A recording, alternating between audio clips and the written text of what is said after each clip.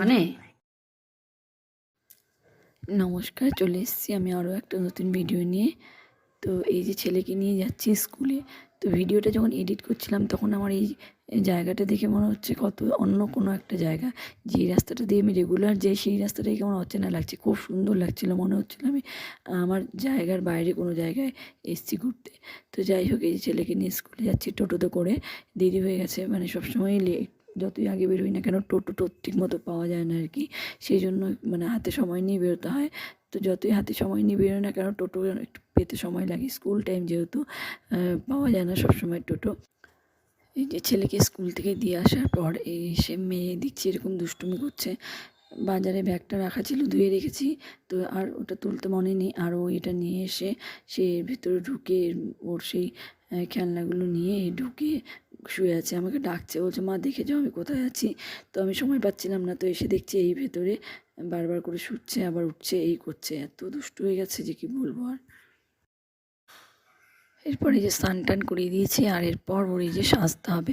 হঠাৎ মনে হয় তার, অনেক দিন পর আবার মনে হয়েছে আজকে সাজতে হবে। সে আবার সেই টিপগুলো নানা রকম রঙের যে লিকুইড কালারগুলো হয় সেগুলো বের করেছে। তো শুধু তাকে কপালে এঁকে দিলে হবে না, সেটা কানেও দিতে হবে, নাকেও দিতে হবে, অনেক রকম বায়না রয়েছে। আবার নিজের পছন্দ মতন কালার দিতে হবে, আমার পছন্দের মোটেও সে পড়বে না। তো এই যে বের করছে, বলছে এটা পরবো ওটা পরবো।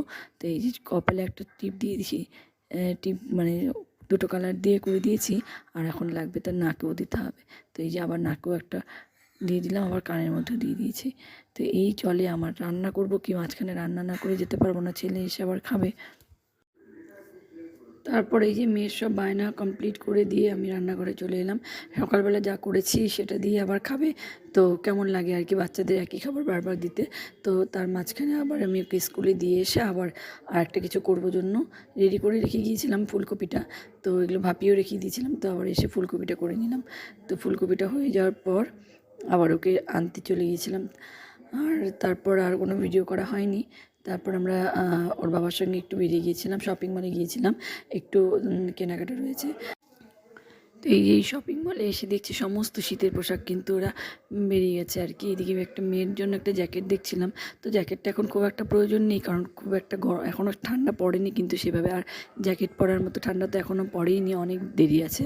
আর এই বছর যেন ঠান্ডাটা একটু দেরিতেই ঢুকছে মনে হচ্ছে দেখে, কারণ পুজোর সময় মনে হচ্ছিলো যে খুব তাড়াতাড়ি ঠান্ডা পড়ে যাবে, ভীষণ ঠান্ডা পড়বে।